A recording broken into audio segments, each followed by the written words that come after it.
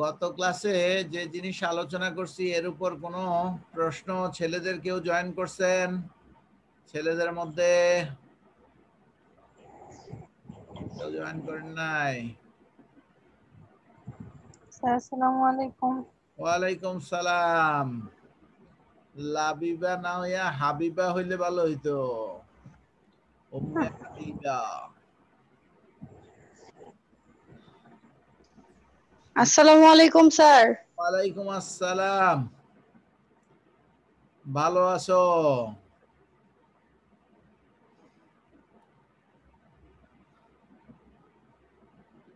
অনেকদিন যাবত কাউন্সিলর যুক্ত হয় না। কাউন্সিলর আমাদেরকে রেখা ভাগলো কই?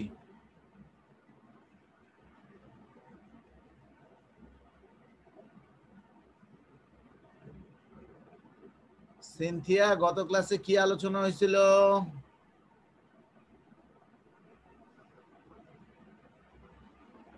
দেশি, গত ক্লাসে কোন কোশ্চেন আলোচনা হয়েছিল? স্যার এই যে যৌথ মূলধনী কোম্পানি কাকে বলে, তারপরে যে পাবলিক লিমিটেড কোম্পানি কাকে বলে, তারপর প্রবর্তকের সংজ্ঞা।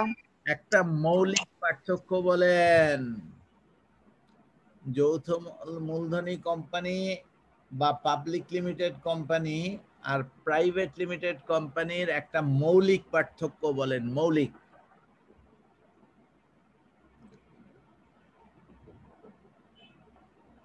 বুঝাইতে পারছি?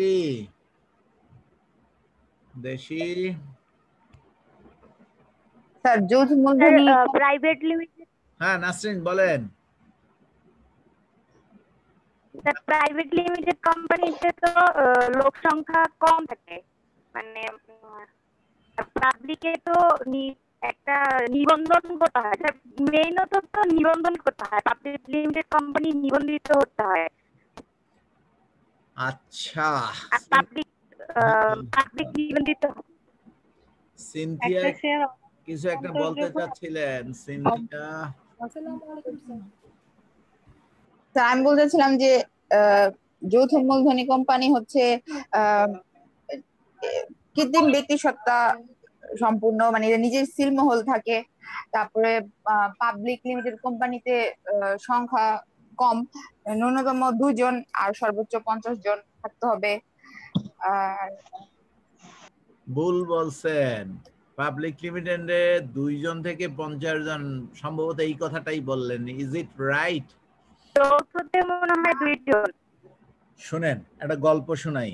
আজকে পড়ানোর মুড নাই, তারপরেও কিছু জিনিস আমরা আলোচনা করবো, ছোট ছোট জিনিস আলোচনা করব। সরি ওটা হ্যাঁ পাবলিক লিমিটেড কোম্পানিতে তো 2 জন স্যার, ন্যূনতম 2 জন। তোমার তো গেদার সুযোগ নাই, গেদার মা বলেও লাভ নাই। আবু আবু কেন এখনো তোমাদের ধরে রাখছে? শুনেন মনোযোগ দিয়া। গ্রামের একজন কৃষককে যদি প্রশ্ন করা হয় তোমাকে একদিনের জন্য রাজা বানানো হবে, তুমি কি করবা? তার উত্তর, আর সিটি কলেজের এই মাস্টার স্যারে আলী আকবর রূপু আজকে আমাদের সাথে যুক্ত হয়েছে। ভালো আছো কাউন্সিলর? ওয়ালাইকুম সালাম। ভালো আছেন? হ্যাঁ আলহামদুলিল্লাহ, তুমি সুস্থ আছো? জি স্যার আলহামদুলিল্লাহ ভালো আছি। এখন গ্রামের কৃষককে যদি বলা হয় তোমাকে একদিনের জন্য দেশের বাদশা বা রাজা বানায় দেওয়া হবে, তুমি কি করবা? তার যে উত্তর, তার যে চাওয়া, তার যে demand, how he will spend his one day kingdom, আর সিটি কলেজের এই লেভেলের একজন স্টুডেন্টকে যদি বলা হয় তোমাকে বাংলাদেশের প্রধানমন্ত্রী একদিনের জন্য করে দেওয়া হলো, তার ডিজায়ার এক হবে? সিনথিয়া, নাসরিন, দুইজনের চাওয়া কি একরকম হবে? জি স্যার বলেন। না স্যার হবে না, হবে না। আমি যখন হাই স্কুলে পড়ি, মিড লেভেলে, দ্যাট ইজ ক্লাস 8-এ পড়ি, তখন আমার স্যার কোনো একটা ঘটনায় আমাকে লজ্জা দিতে এই কথাটা বলছিল। সেটা আপনাদের বেলায় আমি প্রয়োগ করতেছি না, আপনাদেরকে শুনাইতেছি। কারণ আমি ক্লাসে রূপুর হয়তো মনে থাকার কথা বলি আর কি, যে এখনকার স্টুডেন্টদের লজ্জা হলো প্লাস্টিকের, তার উপর লেমিনেটেড করা, এটা কোনোভাবেই ডেস্ট্রয় করা সম্ভব না, সবার ক্ষেত্রে প্রযোজ্য না। তারপরেও বলি, তো ওই গ্রামের কৃষককে যখন বলা হয়েছে তোমাকে একদিনের বাদশা করে দেওয়া হবে, তোমার ইচ্ছা কি পূরণ করবা, তো ওর জবাব ছিল এইরকম, স্যার আমাকে বলতেছিল যে আমার দীর্ঘদিনের একটা শখ, আমি খাঁটি সরিষার তেল গায়ে মাখায়া গন্ধওয়ালা সাবান দিয়া ইচ্ছা মতো ডইলা গোসল করব। গন্ধওয়ালা সাবান কি, এটা বুঝার বিষয়। এক সময় গ্রামে তিব্বত বল সাবান দিয়া গোসল এবং কাপড় ধোয়া দুইটাই হইতো, এত লাক্স, মেরিল, রেক্সোনা, কস্কো এগুলা খুব একটা ছিল না। এই যে বেটা ছেলে একটা যুক্ত হয়েছে বলছে। তো 70-এর দশকে আমি ক্লাস 8-এ পড়ি, হলো 80-র দশকে, 84-এ বা 5-এ। তো তখন মানুষের আর্থিক স্বাচ্ছন্দ্যও এত ছিল না, আর এত আবিষ্কারও পৃথিবীতে উন্মেষ ঘটেনি, প্রকাশ ঘটেনি। তো একজন বাদশা তার স্বপ্ন প্রকাশ করতেছে, সে কি করবে, সরিষার তেল, খাঁটি সরিষার তেল মাখায়া সাবান দিয়া, সুগন্ধিযুক্ত একটা সাবান দিয়া গোসল করবে। এই হলো একজন বাদশার স্বপ্ন। আর the students who are in front of me, they are too much qualified. To some extent, they are more than their teacher, they are qualified. তারা তাদের শিক্ষকদের থেকেও অনেক ক্ষেত্রে কোয়ালিফাইড, কারণ অনেক স্টাডি করেন, আপনারা অনেক জানেন। আমরা তো বলতে আমি আমার কথা বলতেছি, ওই একাডেমিক বইয়ের বাইরে হয়তো 2-4টা উপন্যাস পড়ছি, বাট কোনোদিনই অত বেশি পড়াশোনা করার আগ্রহ ছিল না। আর এই সমস্ত যে সমস্ত ইকুইপমেন্টস এখন আছে এগুলা তখন ছিলও না। ইউনিভার্সিটিতে যখন পড়ি তখন এই আমাদের আগে অল্প কিছু আগে ফটোকপির মেশিন আসছে, তার আগে ছিল জেরক্স। শুনছেন শব্দটা জেরক্স? ফটোকপির মেশিনের আগে জেরক্স ছিল, জি স্যার। ফটোকপিও ছিল না। তো হাতে লেখা নোট দিয়েই জীবন চলতো। আর এখন আপনারা দেখেন কিছুই লাগে না, একটা স্টুডেন্ট পুরা বইটা মোবাইলে ঢুকায় নিয়ে আসে, বেদার স্যার নকল ধরে। So with the advancement of time, with the advancement of technology, human behavior has become changed and dramatically changed. যে স্টুডেন্টরা গ্রাম থেকে ইন্টারমিডিয়েটে আইসা ভর্তি হয়ে একটা হোস্টেলে উঠছে, তখন তার পোশাক আশাক অত পরিপাটি না। মেয়ে হইলে মাথায় ওড়না দিয়া ঢাইকা রাখে, একটু গুটায়া গাটায়া চলে। 15 দিন, 1 মাস, 2 মাস না যাইতেই হে কই যায়, হের ওড়না কই থাকে সে, আজকে লেক পার, কালকে পুল পার, পরশুদিন বনবাজারে। They have become smart. এখন আপনাদের কাছে আমি যদি ওই গ্রাম্য কৃষকের মতো উত্তর পাই, তাইলে তো বিপদ। হ্যাঁ, তাইলে বিপদ। আমি আমার ছেলেকে আজকে রহমান হকে সিএ ফার্ম, বাংলাদেশের সবচেয়ে বড় এবং এশিয়াতেও একটা নামকরা ফার্ম, ওইটাতে he will face his interview today. তো ওরে বলছি তুই বাসায় থাক, প্রিপারেশন নিয়ে যা। আর ও করছে কি, আমার কথা ভায়োলেট করে বাইরে চলে গেছে ঘুরতে। বলছে আমি আমার সময় মতো ইন্টারভিউতে হাজির হইলি তো হইলো। হইতে পারে এটা দুইটা ব্যাখ্যা। এক হলো he wants to relieve the pressure on him, এই জন্য ঘুরতে গেছে। আর আরেকটা হইতে পারে he is over smart, his confidence, level of confidence is high. হ্যাঁ, the boss whatsoever he will ask, he will able to answer. And আপনাদের আনসারগুলো কিন্তু that should be very much qualified. যদি আপনাকে একটা পার্থক্যই জানাতে বলে, একটা পার্থক্য বলতে বলে, সেই পার্থক্যটা মৌলিক একটা শব্দ বলছি, মৌলিক, মূল পার্থক্য হওয়া দরকার। এখন মূল পার্থক্য সংখ্যার ভিত্তিতে অসুবিধা নাই যদি বলেন, আর যদি অন্য কোনো পার্থক্য বলেন, পাবলিক লিমিটেড আর প্রাইভেট লিমিটেডের মধ্যে কমপক্ষে 17 থেকে 18টা পার্থক্য বিদ্যমান আছে। তার থেকে একটা যখন জানতে চাইবে, সেই পার্থক্যটা অবশ্যই একটা প্রধান পার্থক্য হওয়া দরকার, যেটাকে মৌলিক পার্থক্য বলে। আপনি সেটা মূলধনের শ্রেণীবিন্যাসের ভিত্তিতে বলেন না কেন, যে যৌথ মূলধনী কোম্পানির মূলধনটা শেয়ারের ভিত্তিতে নির্ধারিত হয়, আর প্রাইভেট লিমিটেড কোম্পানিতে যেহেতু সদস্য সংখ্যাই সীমিত, মূলধনটা শুধু তারাই প্রোভাইড করে। বাস, মৌলিক জিনিস চলে আসলো। আর সদস্য সংখ্যার ভিত্তিতে যদি বলেন এটাও একটা ফান্ডামেন্টাল ব্যাপার, যে পাবলিক লিমিটেড কোম্পানিতে সর্বনিম্ন সদস্য কয়জন আর সর্বোচ্চটা নির্ধারিত হয় শেয়ারের সংখ্যা দ্বারা। আর প্রাইভেট লিমিটেডে এরকম সর্বোচ্চটা শেয়ারের সংখ্যা দ্বারা, একদম নির্দিষ্ট, এর বেশি হতে পারবে না। এই ছিল আমার জানতে চাওয়াটা আর কি। এনিওয়ে, আলী আকবর রূপু, আপনি একটা জিনিস বলেন তো,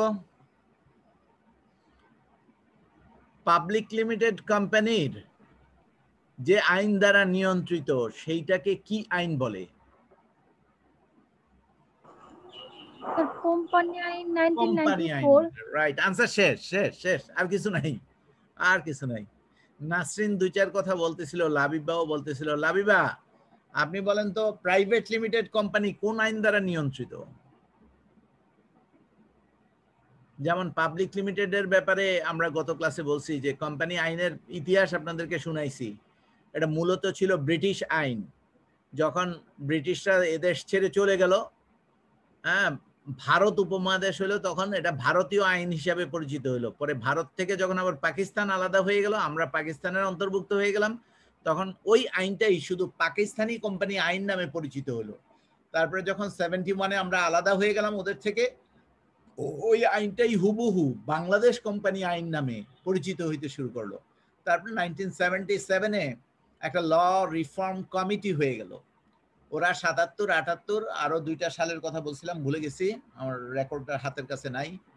ওরা 4টা সালের উল্লেখ আছে, যে এই 4টা সালে ওরা বিভিন্ন রকম রিফর্মসের প্রস্তাব করে।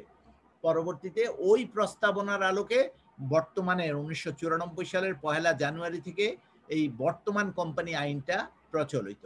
আর এটার কতগুলা ধারা আছে, কয়টা তফসিল আছে? 404টা ধারা আছে, 12টা না 13টা তফসিল আছে। তো লাবিবা বলেন তো, প্রাইভেট লিমিটেড কোম্পানিগুলা কোন আইন দ্বারা পরিচালিত? স্যার 1994 এর কোম্পানি আইন। আরেকটু ভেবে বলা দরকার, আরেকটু ভেবে বলা দরকার।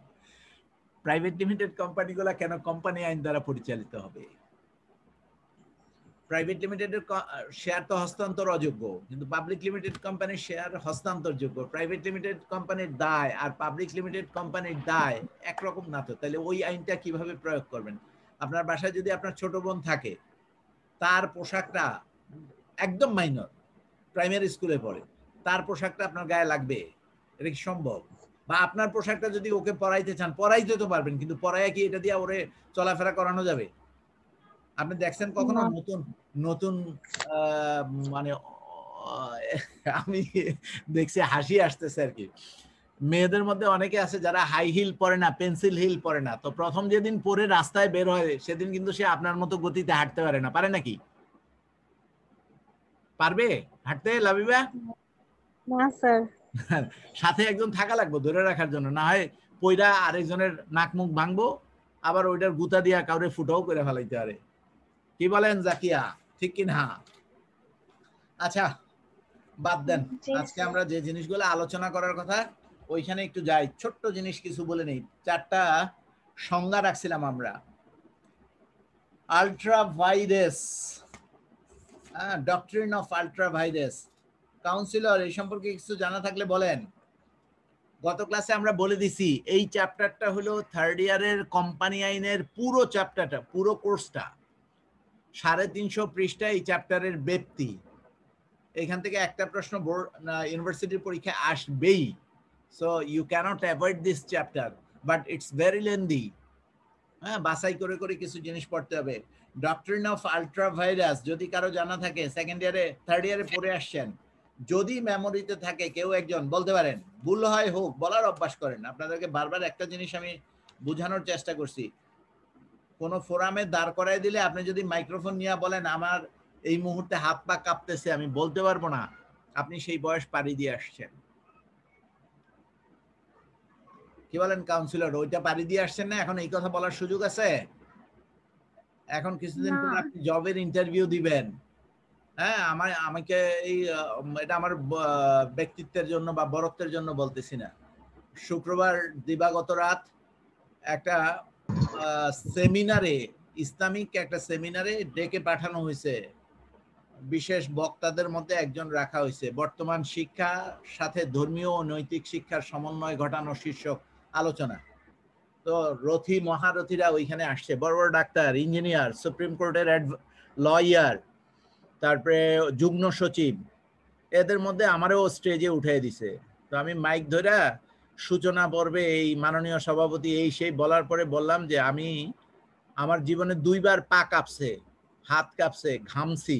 একটা হলো সিটি কলেজে যেদিন চাকরির জন্য আমি ডেমনস্ট্রেশন ক্লাসে গেছি, সেই দিন আমি ক্লাসে ঢুকার পরে আমার হাঁটু থরথর করে কাঁপছে, প্রায় 1 মিনিটের মতো সময় লাগছে আমি ধাতস্থ হইতে। কারণ আমি কেবল ইউনিভার্সিটিতে বের হয়ে আসছি, আমার বয়স 25 বা 26, আর আমার সামনে যারা বসা সবাই 20-21-এর। হ্যাঁ, ফাইনাল ইয়ারের মেয়ের, বিকম পাস কোর্সের ফাইনাল ইয়ারের মেয়েদের ক্লাসে আমার ঢুকাই দেওয়া হয়েছে। আর পুরো অ্যাকাউন্টিং ডিপার্টমেন্টের 8 জন শিক্ষক, প্রিন্সিপাল সহ ওইখানে বসা পিছনের বেঞ্চে। এদের সামনে উঠাই সবার উপরে যখন চোখ করছে, আর প্রত্যেকের 2টা করে টর্চ লাইট আমার উপর ফোকাস করছে, তো আমার কাঁপাকাঁপি শুরু হয়ে গেছে। তো অলমোস্ট 1 মিনিটের মতো লাগছে আমার নিজেকে কন্ট্রোল করতে। তারপরে আমি যখন কথা বলতে শুরু করছি, আমার ফ্লুয়েন্সি অনুযায়ী আমি কথা বলছি। তো 2 জনের মধ্যে আমাকে সিলেক্ট করা হয়েছে। হ্যাঁ, আর আজকে আমার এই সেমিনারে দাঁড়াইয়া যখন দেখতেছি আমার সামনে সব বড় বড় মান্যগণ্য ব্যক্তিবর্গ বসা, আমার কথা বলতে গলা কাঁপতেছে। তো প্রায় 20-22 মিনিট কথা বলার পরে আমার পরে যতজন বক্তা গেছে প্রত্যেকে একটা কথা বলছে, সিটি কলেজের এই প্রফেসর সাহেবের কথাগুলো এত ভালো লাগছে, উনি যদি আরো কন্টিনিউ করতাম আমরা আরো শুনতাম। আপনাদের কিন্তু ওই সময়টা সামনে আসছে। যে কোনো বিষয়ে আপনাকে যদি কথা বলতে বলে, আপনি যদি একেবারে মুখ বন্ধ করে বসে থাকেন, তাহলে তো আপনাকে নিবে না, এই মার্কেটে জবে নিবে না। হ্যাঁ, শাবনাজ শুনতেছেন? ডক্ট্রিন অফ আল্ট্রাভাইরাস মানে হচ্ছে ক্ষমতা বহির্ভূত প্রয়োগ। একটা কোম্পানিতে মেমোরেন্ডাম অফ অ্যাসোসিয়েশনে কার কি ক্ষমতা উল্লেখ থাকে, ঠিক কিনা রূপু? পরিচালকদের কি ক্ষমতা, নিবন্ধকের কি ক্ষমতা, কোম্পানি আইনে স্পষ্ট উল্লেখ আছে। এই উল্লেখ থাকা বাউন্ডারির বাইরে যায় যখন কেউ কোনো কিছু চর্চা করে, ক্ষমতার বাইরে সে যখন কোনো কাজ করে, তখন তাকে ডক্ট্রিন অফ আল্ট্রাভাইরাস বলে। ভাইরাস শব্দটা ডক্ট্রিন অফ আল্ট্রাভাইরাস বলে। সানজিদা বুঝছেন? সানজিদা লাইনে আছেন? আচ্ছা, না থাকেন, ঘুমান গা, ঘুমাইলে অনেক কিছু শেখা যায়। এরপরে ছিল বোনাস শেয়ার। আমরা এই ছোট ছোট জিনিসগুলো আলোচনা করবো, বড় জিনিসগুলো আপনারা পড়ে নেবেন, এই চ্যাপ্টার আপনাদের পড়া আছে। বোনাস শেয়ার, রূপু বলেন বোনাস শেয়ার কি? বলেন, সহজ জিনিস। ছেলেদের থেকে কেউ বলেন বোনাস শেয়ার কি? আর এই যে মুনাফা, কখনো যে যে যে শেয়ার হোল্ডারগণ মানে শেয়ার মালিকরা থাকে না, মানে সবগুলো শেয়ার না, স্টার্টিং ভুল হয়ে গেছে, স্টার্টিং ভুল হয়ে গেছে। ছেলেদের মধ্যে কে আছো লাইনে? না স্যার, এই যে টাকার অঙ্কে সবাইকে মুনাফা আচ্ছা, দেখি ছেলেরা কিছু বলুক। এই বলো বাবা। মানে মুনাফা হওয়া সত্ত্বেও নগদ। রশিদ, কি রশিদ যেন, সাইয়েদুর রশিদ, বলেন বোনাস শেয়ার কি? নির্দিষ্ট সময়ে যখন যখন কোনো একটা কোম্পানি মুনাফা প্রদানের উদ্দেশ্যে যখন টাকা থাকে না, তখন শেয়ার দ্বারা শেয়ার হোল্ডারদেরকে মুনাফা বন্টন করে, তাকে বোনাস শেয়ার। ধারণাটা ঠিক আছে, ব্যাখ্যাটা স্পষ্ট না। কোন শেয়ার হোল্ডারদের নতুন শেয়ার দাও। হ্যাঁ মাহফুজ, কি বলছেন? কোন শেয়ার হোল্ডারদের নতুন শেয়ার দাও, আর কি নতুন করে শেয়ার দেওয়া টাকা ছাড়া।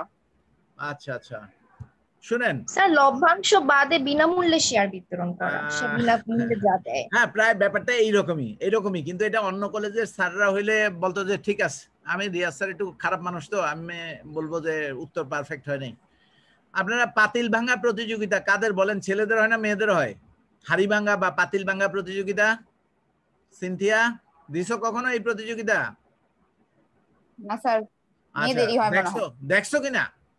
দেশি দেখছো? চোখ বেঁধে দেয়, হাতে একটা বাঁশের লাঠি দিয়ে দেয়, আর অনেক দূরে একটা মাটির পাতিল রাখা থাকে, যায় ওইটা বাড়ি মারতে হয়, তাই না? এইটাই তো? জি। আচ্ছা, এখন যখন 3টা প্রাইজ আছে, ফার্স্ট সেকেন্ড থার্ড, কেউই পাতিল ভাঙতে পারলো না, প্রাইজ কি ফেরত নিবে না কারো মধ্যে দিতে হবে? সূত্রটা কি? অবশ্যই কাউকে না কাউকে প্রাইজটা দিয়ে দিতে হবে। এই প্রাইজ আরো কে নিয়ে যাবে? তখন কি করে, একেবারে পাতিল কেউ ভাঙতে পারে না, সবচেয়ে কাছে কে বাড়ি মারছে তাকে দিয়ে দাও, ওইভাবে ডিটারমাইন করে। তোমাদের উত্তর হইছে, ওইভাবে হইছে আর কি। যখন কোম্পানি তার অ্যাকাউন্টসে দেখানো হয় যে পর্যাপ্ত মুনাফা হয়েছে, প্রচুর মুনাফা হয়েছে, তার ইনকাম স্টেটমেন্ট করার পরে দেখা গেল নেট প্রফিট পর্যাপ্ত, আফটার ট্যাক্স নেট প্রফিট পর্যাপ্ত, but the company doesn't hold enough cash to distribute among the shareholders. Rupu বুঝছেন কথা? Company doesn't hold enough cash to distribute among the shareholders as profit. মুনাফা হিসাবে বন্টন করার জন্য পর্যাপ্ত ক্যাশ কোম্পানির হাতে নাই, but as per paperwork the company has earned enough profit which is sufficient enough to distribute among the shareholders as share bonus, as dividend. At that time, as they don't have enough cash to distribute as dividend, at that time they decide to issue share among the existing shareholders as dividend, and that share is called bonus share. বলেন, কোন প্রশ্ন থাকলে করেন। বহুত কষ্টে ইংরেজি বলছি, অনেক কষ্ট হয়েছে। এই মা পানি নিয়ে তো খাওয়ার জন্য অনেক কষ্টে ইংরেজি বলছি। রূপু ঠিক কিনা? রূপু রাগ হয়ে কথা বন্ধ করে দিছো? জি স্যার। রাগ হয়ে কথা বন্ধ করে দিছো? না স্যার। সিরাজুল ইসলাম শুনতেছো আমাকে? সিরাজুল ইসলাম। না স্যার। আমি ছেলেগুলারে এত আদর করি, ছেলেগুলা আমারে কেবল শত্রু মনে করে। এই বেটা সিরাজুল ইসলাম সাথে নাই আমাদের? সাইয়েদুর রশিদ, মাইক্রোফোন অন করো। কি বলছি বুঝাও। কথা বলবে না। হুমায়রা বেগম আছেন লাইনে? সিরাজুল মুনিরা আছেন লাইনে? হ্যাঁ। পবিত্র কুমার কুন্ডু আছেন? পবিত্র কুমার কুন্ডু, আচ্ছা পবিত্র কুমার কুন্ডু বলাতেই তো রেসপন্স করছো, নাহলে তো রেসপন্স করতে না। বেটা তোমার মুন্ডু নামায় ফেলামো। বলো, আমি এতক্ষণ ইংরেজিতে কি বলছি বলো। স্যার, যখন কোনো শেয়ার হোল্ডারকে নগদ লভ্যাংশ না দিয়ে শেয়ার অথবা সেই নগদ অংশ শেয়ার করা হয়, তখন তাকে বোনাস শেয়ার বলে। What is the background? Why the company decides to distribute share as dividend? What is the background? কি মন চাইলেই দিয়ে দিবে? Is not there any company rule? Rupu বলেন, সামারি বলেন রূপু। শেষ পর্যন্ত আপনারই ডাকতে আর কি করব। সিনথিয়াও কথা বলা বন্ধ করে দিয়েছে। স্যার এটা হচ্ছে মানে কোন কোম্পানির যথেষ্ট মুনাফা হওয়া সত্ত্বেও যদি কোম্পানিতে নগদ টাকার একটা অভাব দেখা দেয়, তখন হচ্ছে সবাই শেয়ার হোল্ডারদেরকে তো তাদেরকে বুঝিয়ে দিতে হবে তাদের বোনাস, তখন হচ্ছে নগদ টাকা এইবার 100% না দিয়ে এই যে মানে বোনাস শেয়ারটা দেয়। হ্যাঁ সিনথিয়া বলেন, রূপু কি বলছে? মানে শেয়ার মাধ্যমে। স্যার এখন একটা কোশ্চেন ছিল। হ্যাঁ বলেন বলেন। স্যার কোশ্চেনটা হচ্ছে, যখন আমরা বোনাস শেয়ারটা দেই, মানে বোনাস শেয়ারটা যখন দেই, তখন কি আমাদের যে আর্থিক অবস্থার কাঠামো, মানে ওই কোম্পানির যে প্রকৃত মূলধন, ওই মূলধনের কি কাঠামোর পরিবর্তন হয় নাকি হয় না? মূলধন কাঠামো অবশ্যই পরিশোধিত মূলধনটা বড় হয়ে যাবে। পরিশোধিত মূলধনের পরিমাণটা বড় হয়ে যাবে। আগে মনে করেন 5 লক্ষ শেয়ার ছিল, আর সিদ্ধান্ত নিছে প্রতি 10টা শেয়ারে একটা বোনাস শেয়ার দেওয়া হবে, তাহলে 50,000 নতুন শেয়ার চলে আসলো। তখন পরিশোধিত শেয়ারের সংখ্যা, তলবকৃত পরিশোধিত লিখেন না আপনারা, অনুমোদিত মূলধন, ইস্যুকৃত বিলিকৃত মূলধন, ওইখানে 5,50,000 হয়ে যাবে। অটোমেটিক লায়াবিলিটি বেড়ে গেল। জি স্যার। উত্তর পাইছেন? আর প্রশ্ন করি না, আটকে গেলে আবার বিপদ মান সম্মান যাবে। বলো বলো বলো। না তাহলে কি কার্যকরী মূলধনের কি তো পরিবর্তন হয় না? Working capital is equal to কি? তুমি আমি বলবো, তোমার মনে হয় কনসেপ্ট একটু প্যাচ লেগে গেছে। ওয়ার্কিং ক্যাপিটাল সমান সমান হলো current assets minus current liabilities. তাহলে শেয়ার ক্যাপিটাল তো বলেন, আমরা বুঝি নাই। সরি বুঝিনি স্যার, বুঝি নাই। আরেকবার বলেন। Working capital is equal to হলো কারেন্ট অ্যাসেটস বোনাস শেয়ারটা বুঝো নাই? নাসরিন তোমার কথা বুঝি নাই। বোনাস শেয়ারের পরে যেটা বলছেন, বোনাস শেয়ারের সংজ্ঞাটা বুঝো নাই, এই তো বলতে চাচ্ছ? সিরাজুম মনিরা কিছু একটা বলবেন কি? বোনাস শেয়ার বুঝছি, এরপরে যেটা বলছেন এটা বুঝিনি। ও আচ্ছা আচ্ছা, রূপুর প্রশ্ন ছিল বোনাস শেয়ার ইস্যু করার কারণে শেয়ার ক্যাপিটালের স্ট্রাকচারে কোনো পরিবর্তন আসবে কিনা। উত্তর হলো অবশ্যই পরিবর্তন আসবে, কারণ অনুমোদিত মূলধন তো কখনোই পরিবর্তন হবে না। আগে যে ইস্যুকৃত মূলধন ছিল, বোনাস শেয়ার ইস্যুর কারণে ইস্যুকৃত ও পরিশোধিত মূলধনের পরিমাণটা বেড়ে যাবে, এটা বলছি। ঠিক আছে স্যার, এরপরে আমাদের আলোচনার বিষয় ছিল স্ট্যাটুটরি রিপোর্ট, বিধিবদ্ধ বিবরণী। স্ট্যাটুটরি রিপোর্ট কি? যার জানা আছে বলেন।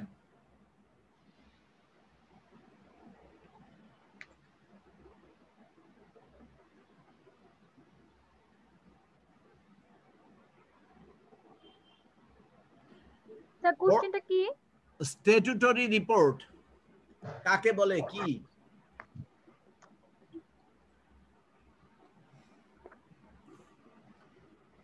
বোর্ড অফ ডিরেক্টরস যারা আছেন, বোর্ড অফ ডিরেক্টরস তারা বাধ্যতামূলকভাবে বোর্ড মিটিং এর আগে একটা রিপোর্ট প্রত্যেক সদস্যকে পাঠাইতে হয়, এবং সেটা কোম্পানিটা কিভাবে চালাবে দৈনন্দিন, তারপর কোম্পানির না না না না ওইটা না, স্ট্যাটুটরি রিপোর্ট ওইটা না। বোর্ড অফ ডিরেক্টরসরা মিটিং করে, তাই না? এই মিটিং এর আগে 21 দিন আগে, কোম্পানি আইন অনুযায়ী 21 দিন আগে, ধারা হইল 83(5), 21 দিন আগে প্রত্যেকটা শেয়ার হোল্ডারের কাছে একটা স্টেটমেন্ট পাঠাইতে হয়। মিটিং এর বিষয়ে একটা স্টেটমেন্ট পাঠাইতে হয়, বাধ্যতামূলক। কিসের ভিত্তিতে আলোচনা হবে, কি আলোচনা হবে? এই যে রিপোর্টটা পেশ করা হয় শেয়ার হোল্ডারদের, এই যে সিটি কলেজে গভর্নিং বডি আছে না, এই গভর্নিং বডির মিটিং এর 7 দিন আগে প্রত্যেক মেম্বারের কাছে আলোচ্য বিষয়ের একটা চিঠি যায়, বিস্তারিত বিবরণ সহ একটা চিঠি যায়। জাস্ট এইরকম কোম্পানির এজিএম হইতে পারে, স্পেশাল মিটিং হইতে পারে, হ্যাঁ, যে কোনো মিটিং এর আগে যে বিষয়ে আলোচনা হবে এই বিষয়ে ওই বোর্ড অফ ডিরেক্টরস এর প্রত্যেকের কাছে বাধ্যতামূলকভাবে একটা বিবরণী পেশ করা হয়। এই বিবরণীটাকে স্ট্যাটুটরি রিপোর্ট বলে। আশা করি ক্লিয়ার। যদি না বুঝে থাকেন বলতে পারেন, কেউ না বুঝে থাকলে বলতে পারেন যে আমি স্ট্যাটুটরি রিপোর্ট বুঝি নাই। Sir repeat again. Repeat it. Statutory report হলো ওই রিপোর্ট যে রিপোর্ট কোম্পানির বোর্ড অফ ডিরেক্টরসদেরকে মিটিং এর পূর্বে বাধ্যতামূলকভাবে দেয়া হয়, ওইটাকে স্ট্যাটুটরি রিপোর্ট বলা হয়। বাধ্যতামূলক, স্ট্যাটুটরি মানেই বাধ্যতামূলক, দিতেই হবে। বোর্ড অফ ডিরেক্টরস যখন আলোচনায় বসবে, কিসের উপর আলোচনা? তোমরা এই যে বসছি, আজকের ক্লাসে আমরা যুক্ত হয়েছি, এখন শেষের দিকের ক্লাসগুলো আমার কাছে মনে হচ্ছে লেস ইম্পর্টেন্ট, এই জন্য আমি অত কেয়ার নেই না, কিন্তু মাঝের ক্লাসগুলো আমি যথেষ্ট পড়াশোনা করে ক্লাস নিয়েছি। আজকের এই যে এইরকম একটা জিনিস পাইছেন না আপনারা? পাইছেন? এই বোর্ড অফ ডিরেক্টরসদেরকে মিটিং এর আগে এরকম একটা রিপোর্ট দেওয়া হয়, এই রিপোর্টটাকে স্ট্যাটুটরি রিপোর্ট বলে। আশা করি কিছুটা বুঝছেন, সামান্য একটু ধারণা নিয়ে যান। 63 মেম্বার। পরের আলোচনার বিষয় ছিল মিনিটস। এটা যে জানেন বলেন। স্যার এটা সভাতে যে সিদ্ধান্তগুলো নেওয়া হয়েছে এটা একটা কাগজে লিখে রাখা আর কি, বা যে সভাতে যে কাজগুলো হয়েছে এটা স্ট্যাটুটরি রিপোর্টের পরবর্তী কাজটা। এটা আমি ছেলেদের কাছে দুই একটা উত্তর আশা করি। বাবারে তোরাই তো চাকরি করবি রে বাবা, মেয়েরা তো চাকরি না করলেও আল্লাহ চালায় নিব, কারোর না কারোর উপরে জীবন চালায় দিবে। যদিও এখন পরিবেশ পাল্টাইছে, ওরা কেবল বিভিন্ন কারণে ডট ডট ডট ডট স্বাধীনতা চায়।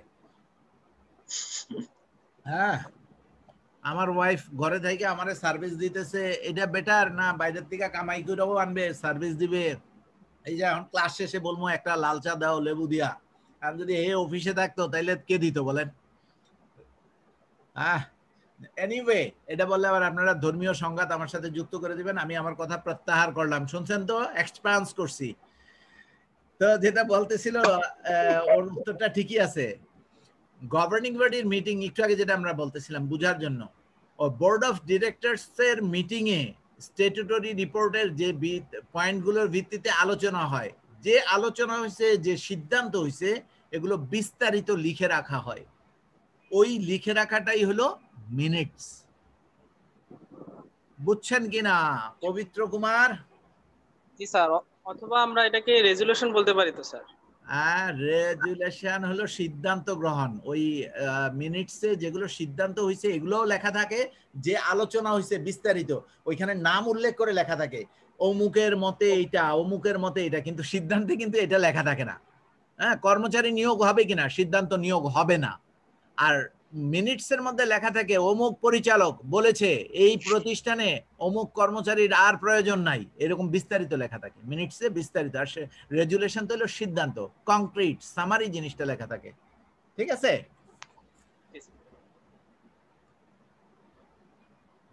আর রেজুলেশন তো স্যার মিটিং এর মিনিটস এর পরবর্তী হ্যাঁ হ্যাঁ হ্যাঁ, আগে মিনিটস যত সিদ্ধান্ত গ্রহণ করা হয়েছে সব থাকবে। হ্যাঁ হ্যাঁ, তারপর মিনিটস থেকে একটা সিদ্ধান্ত গ্রহণ করবে আর কি। প্রথম মিটিং এ যেটা হয় এটা মিনিটস, পরের মিটিং এ পাস হয় ওটা হলো রেজুলেশন।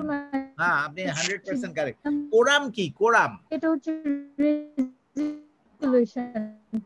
ছেলেদের মধ্যে থেকে কেউ একজন বলেন, মাহফুজুর রহমান নিশ্চয়ই ছেলে। মাহফুজুর রহমান আসো নাকি লাইনে? জি স্যার আসছি। হ্যাঁ বলো তো, কোরাম কি?